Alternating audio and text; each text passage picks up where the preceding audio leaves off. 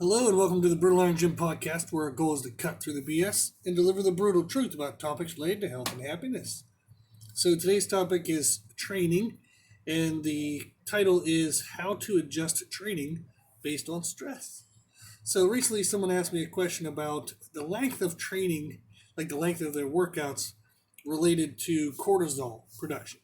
So if they work out too long or too aggressively, will it cause cortisol issues? And they were kind of relating it to cortisol is a stress hormone in the body. And if we have high degrees or high amounts of cortisol, we can have like sleeping issues, you can have anxiety issues. There's issues related to kind of like muscle production, strength production, all this stuff. Overwhelmingly, our regular lives are more stressful, and that's what we actually need to worry about rather than training. So, a lot of people they'll miss meals, they'll take enough caffeine to kill a horse in a pre-workout, and then they're worried about whether the workout's 40 minutes or 60 minutes, and it's like you got to be kidding me.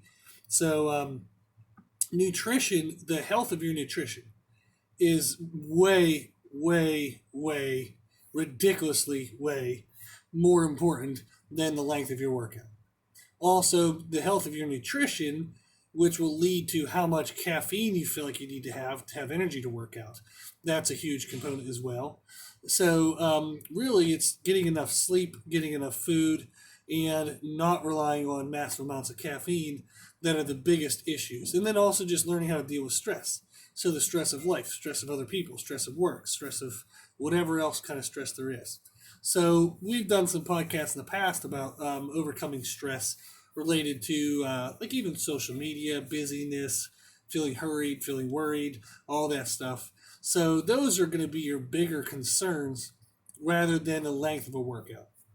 So this is kind of one of those things where people get kind of lost in the weeds in the sense that it's much easier to say, oh, okay, well, I'm going to work out for 40 minutes instead of 60 minutes today because I don't want to overdo things, than it is to get up early enough to cook the right breakfast, to have the right foods available, for midday meals, like how to not be a jackass and scream at everybody in traffic. So we tend to look for these easier fixes, and we don't always pay attention to the fact that the easy fix is maybe ridiculously insignificant compared to the large ones. So, unfortunately, that's just the truth of it. So, if we look at this question purely related to cortisol, I wouldn't say that you have to worry about much in your training. It's more everything outside of training. Now, is there degrees in which training could be too intense and actually cause like sleep issues? Yes, but very, very few people are going to train that intensely. Now, I am lucky enough to run into those people, so I do help people get like pro cards and aesthetics, elite totals and powerlifting. So I've helped people win like strongman competitions. I've helped very dedicated athletes, so even Olympic level athletes, to where they will train until their body damn near breaks, and then they'll wake up the next day and do it again. So for those people, I do have to curb their workout intensities, but that's very few and far between. So most people listening to this, you do not train aggressively enough that you have to worry about it, okay? So the ones who do train aggressively enough, how you're going to know that is you're putting in a lot of time in the gym. You're paying attention to the quality of your food, but you're not making progress. You're feeling beat up and tired all the time. Maybe you can't fall asleep for 3 or 4 hours when you lay down, or maybe you pass out for like 1 hour, then you're wide awake for 3 or 4 hours. Now, if you don't have very aggressive training, like you're training, 4 crazy intense workouts a week or more, okay? So you're the average gym goer. If you're having sleep issues, it's more so going to be related to cortisol and just the busyness of your mind. Not cortisol. I'm sorry. It's going to be more related to caffeine abuse and just the busyness of your mind. So if people use a lot of caffeine, they're going to experience typically falling asleep and then waking up within 1 hour and then being wide awake for 3 hours. So there are a lot of individual differences as to why someone could be experiencing sleep issues, and there's a lot of variances into the intensities that people train. Overwhelmingly, most people do not train anywhere near as intense as they think they do. Okay, just like overwhelmingly most people do horrible with nutrition compared to what they think they're doing. So, um, I do want to talk a little bit about, though, how do we approach training when we're tired, stressed, and just kind of like worn out a little bit? Meaning that we know we should train, but daggum, we're just worn out, we're tired. The day at work was horrible. Everybody's a jackass, that kind of feeling, and you just want to go home and, shut out the world, but you need to exercise. So, in general, there are going to be some things that we'd want to focus on that are like kind of the order of importances that we can approach in our training. Make sure we include, regardless of how much time we have or stress or any of that stuff. Okay. So, first thing we want to kind of say is if somebody's short on sleep and they say, should I go home and get a nap in or should I work out? My answer, in my opinion, is always work out. Now, this doesn't mean it has to be something crazy. It doesn't mean it has to be hardcore. It could be a 10-minute walk. Okay, you can go for a 10-minute walk. You can do a 10-minute circuit of just some body weight movements or light-weighted movements, and it's actually going to improve your ability to fall asleep. Okay, it's going to help produce some happy hormones. It's going to make some benefits for you that even in just a 10-minute investment will be well worth that. Okay, so I will always choose to do some form of physical exercise and then sleep rather than just skip exercise altogether and sleep. And one of the reasons why I feel this way is as an adult, you're going to be tired all the time. That's just life. So we tend to just have busy lives. We're trying to accomplish a lot of things. So we're just going to have the sensation of being tired and or wanting extra sleep whenever we can get it all the time. So if you always choose sleep over working out, you're never going to freaking work out because you're always going to be sleepy. Okay, so I hate that choice. Is I would always tell people do a little workout and a little sleep. Okay, so that would be the answer for the general concept here. Now, when we look at training, what do we do with our training based on our stress levels? The structure that I tell in these podcasts to use for workouts is actually the structure of what's most important in workouts. Meaning, if you only have time for the first thing, then you get the first thing done. If you have time for the first two things, you do the first two things. So, how we promote our workouts, okay? So, real quick, at the after a little bit of a section here talking about training, I'm going to mention again podcast number 274, titled "How to Achieve Total Fitness in a 30-Minute Workout." So, if you're stressed, you're tired, but you have 30 minutes to commit to a workout, podcast 274 will tell you how to get very good, efficient, excellently covered all the areas you need to cover kind of workout in 30 minutes. Now, that workout, that podcast will have this structure that I'm about to explain. So if I'm going through all this and you kind of feel overwhelmed, go check out podcast 274 and it just talks about it more. Then we even offer a handout on 30-minute workouts. So if you want that, you can always email us at brutalirongym@gmail.com and we'll send that to you. Okay? So in general, in our workouts, we have movement prep and movement restoration type work. So we call this like a warm-up. But really, the reason why I like the term movement restoration or movement preparation is because it's more specific to what we're doing. So often when people think of warming up the body, they'll get on an elliptical and kind of, mosey about for 5 minutes, texting on their phone or bullshitting with a friend, not giving a crap what they're doing. And they'll say that warmed them up. That's stupid. It's an absolute waste of time. So, yes, you got some blood going, but you just spent 5 minutes doing the most, imprecise, the most useless crap you could possibly do. Okay? So, why not take 5 minutes and actually do something that has multiple benefits and actually specific to your needs? So, typically, I say, like when people say get warmed up, it's non-specific. They're just going to move something around. Rather than that, let's think of movement preparation as our quote-unquote warm-up, and that kind of signals in the mind that we're preparing to move for the day. Meaning, what do I have to address to move well for the workout I'm about to do? So, if somebody's sitting all day, they're going to have tight hip flexors, okay, which is like the muscle in the upper part of your thigh and the crease of your thigh. So they're going to have tight hip flexors, which might negatively impact their hip positioning when they do, a squat, deadlift, walking lunges, step ups, any kind of lower body style training, and it can even negatively impact overhead pressing. So if you do Olympic lifting, if you're a CrossFitter, and you have improper hip positioning where your hips are dumped forward all the time, okay, because you have tight hip flexors, you have big, thick quads, but no hamstrings, no butt, okay, CrossFitters out there. You're going to have tight hip flexors. That's going to roll your hips forward, and you're going to have a hard time getting a proper overhead position. So you're going to have contraction in the lower back. You're going to almost have your ribs and abs distended rather than braced. You're going to have a hard time holding the proper position when your hips are tilted forward. So if we think of movement preparation, I would say to myself is, okay, my big lift for the day is X. What do I need to do to get ready for that? So an example of something quick that I'll have people do, and it depends on people's abilities. So some people can't walk in and just start doing bodyweight squats because they're not fit enough to do so, but some people can.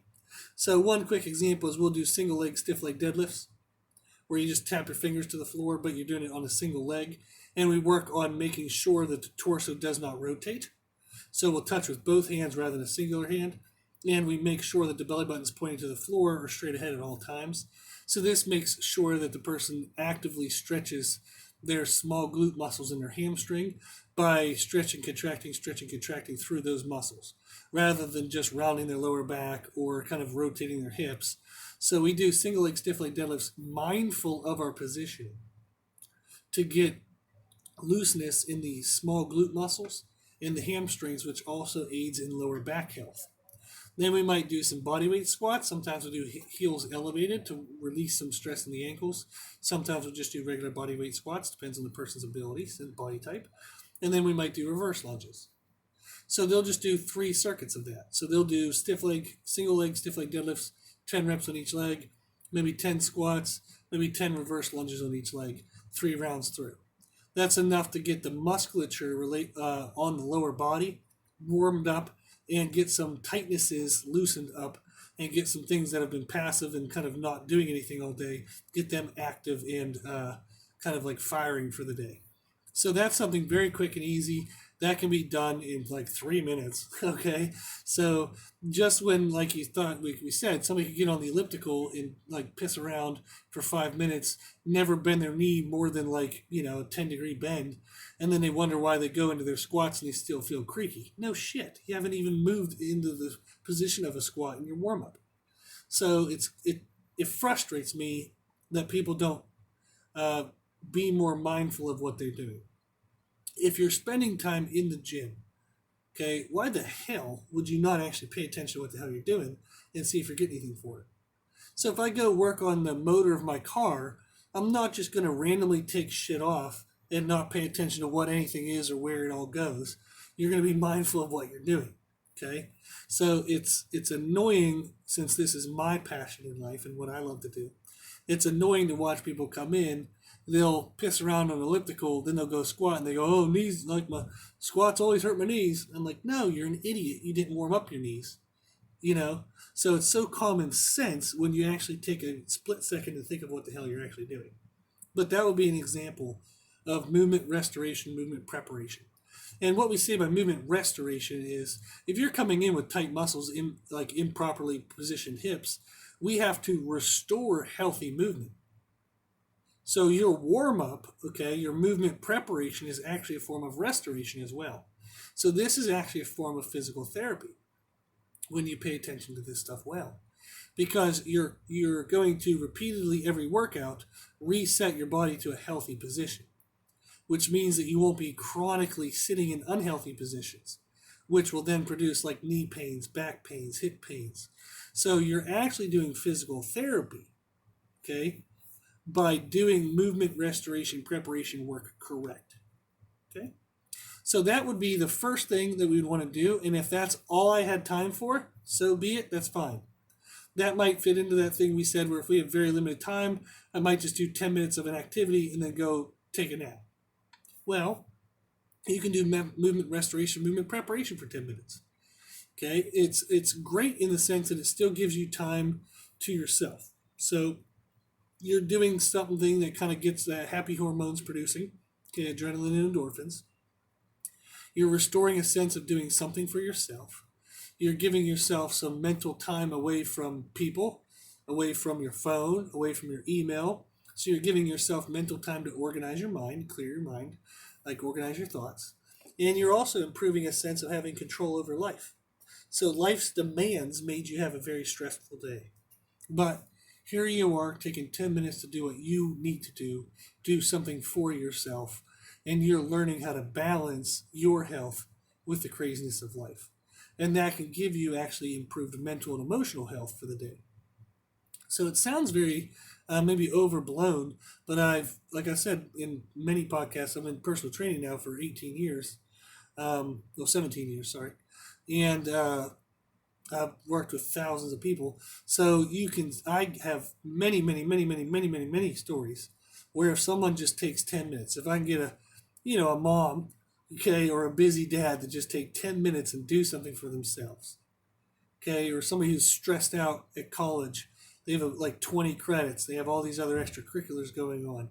They're trying to set up a great life, and in the meantime, they're trying not to lose their own life.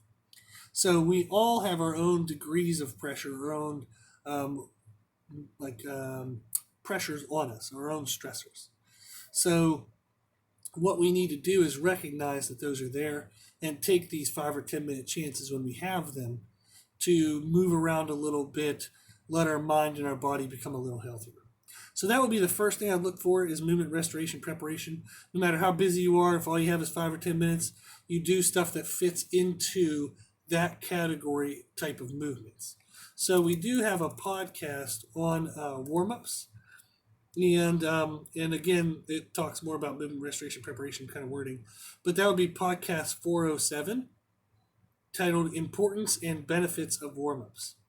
So podcast 407 will tell you more about how, if that's all the time you have like to do something physical, what are some examples of movement restoration preparation work. So you can learn more about that in podcast 407. Now, the next thing we would have is if we do have time beyond that, and like I said, that circuit of like single leg, stiff leg deadlifts, squats, and reverse lunges, 3 rounds through takes 3 minutes. So what do you do past that is you would add in strength training. Okay, so we've talked about in past podcasts the importance of strength, and the reason why it's important is because it kind of controls overall health of the body, and it influences an enormous amount of stuff. The stronger we are, the better blood work we have, the more resilient our body is to the stresses of life. Therefore, we have better joint health, we have better muscular health, we have better energy throughout the day. So there's an enormous benefits of strength. So that's why once we can move well, once we've done our movement preparation, the first thing we'd want to address after that is strength. And we have podcast 175 titled The Importance of Strength. And it'll tell you more about why strength is important and how, if you want to put that into your training, how to get that done quickly. Now, what I typically do is if somebody's doing a movement restoration circuit, okay, and like we said, the single leg stiff leg deadlifts, the squats, and reverse lunges, we typically don't take a rest between those. But what if you're doing a circuit that requires like a 1 minute rest? So you're doing something like maybe doing some ski erg, one concept 2, like ski erg thing. So if you don't know what that is, you can look it up online.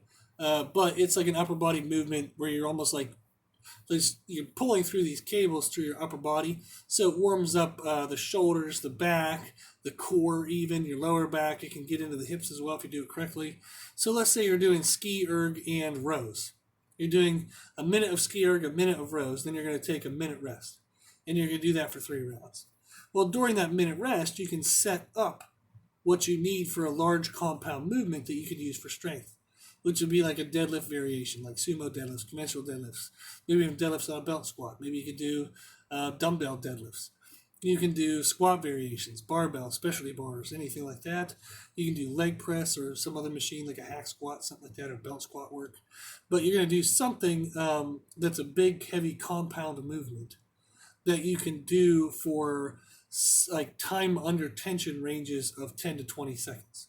So you have something so heavy, so challenging that within 10 to 20 seconds, you have to stop the exercise. Okay, either failure of strength or muscles burning. You just couldn't move the mechanics of the exercise correctly anymore. But that will be our strength-based training.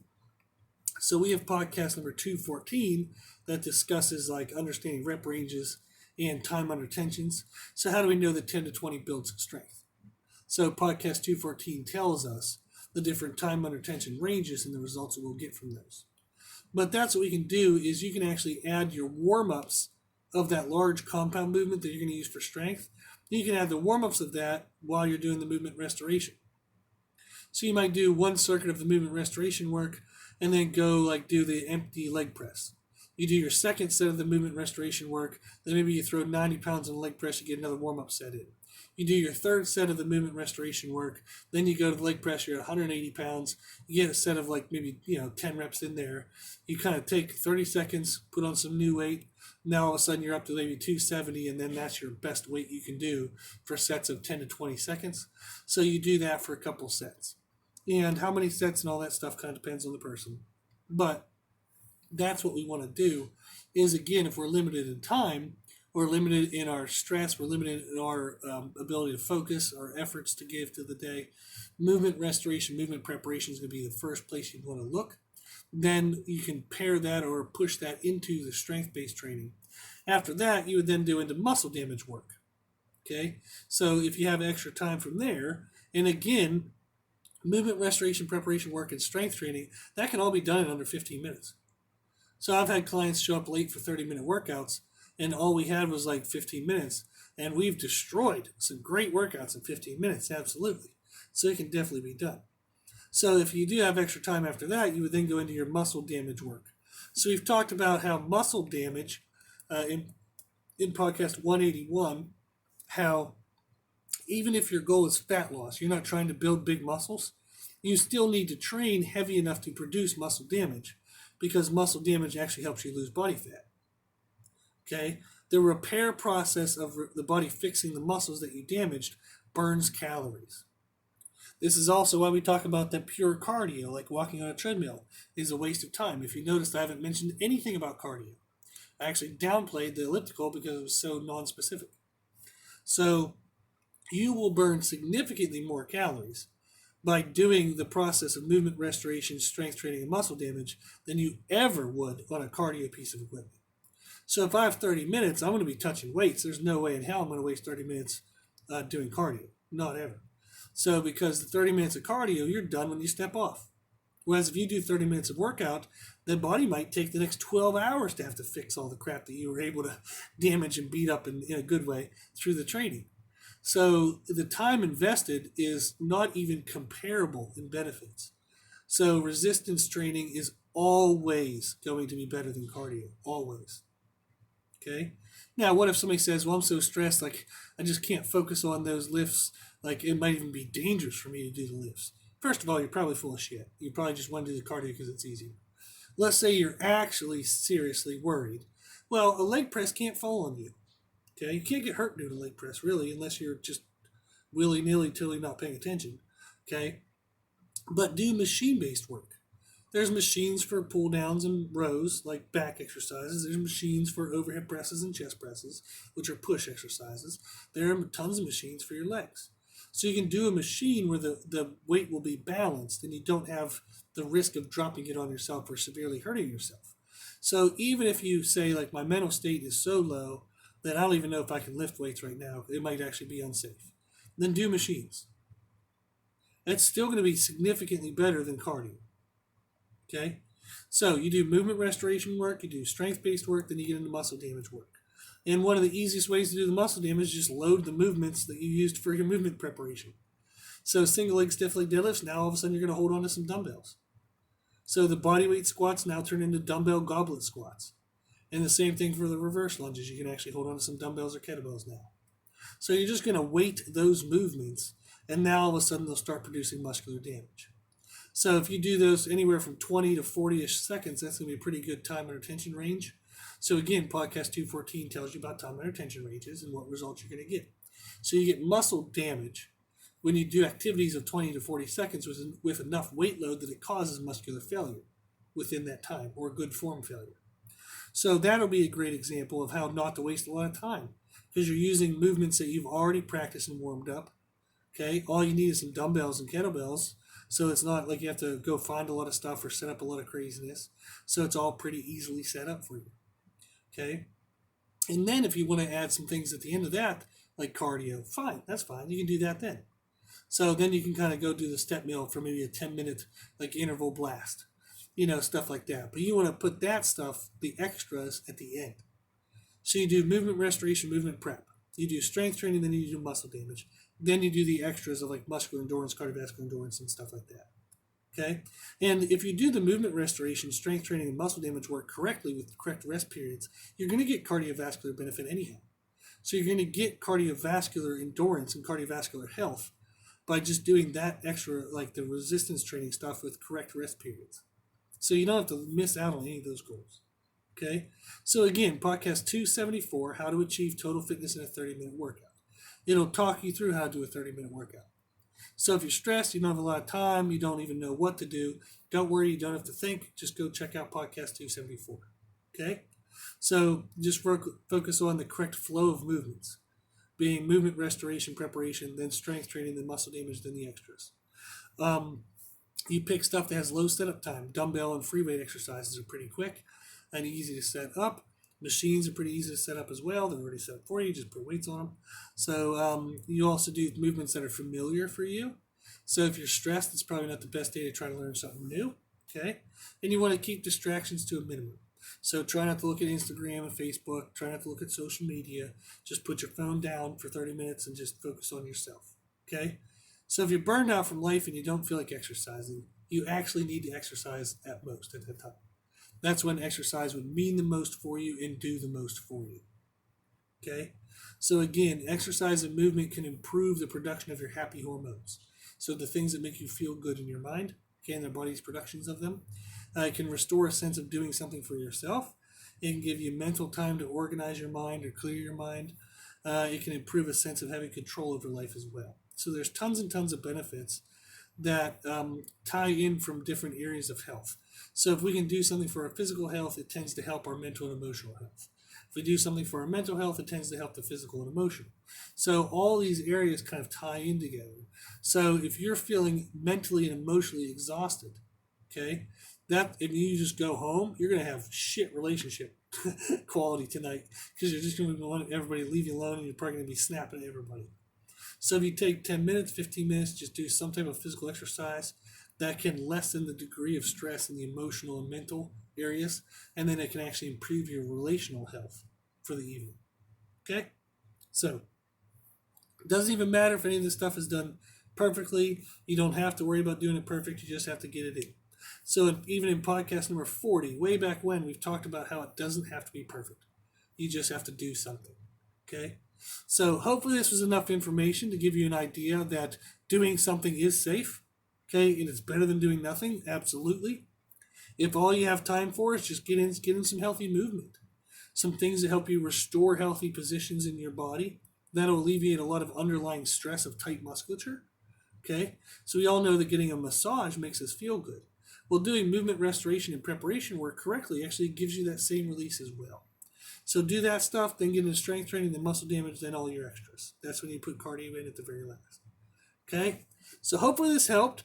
If you're having feelings of stress and you're worried about cortisol levels, like I said, look at your nutrition, your sleep, and your caffeine use before you'd worry about the intensity of your training. Okay? Now, if you are an advanced athlete and you feel that maybe you actually are having issues with cortisol and you're in the gym all the time, you're eating all the time, but you're not making progress and you have small aches and pains all the time, email us, okay? Our email is brutalirongym@gmail.com, and we'll give you some extra attention, some specialized attention. So we do work with advanced athletes.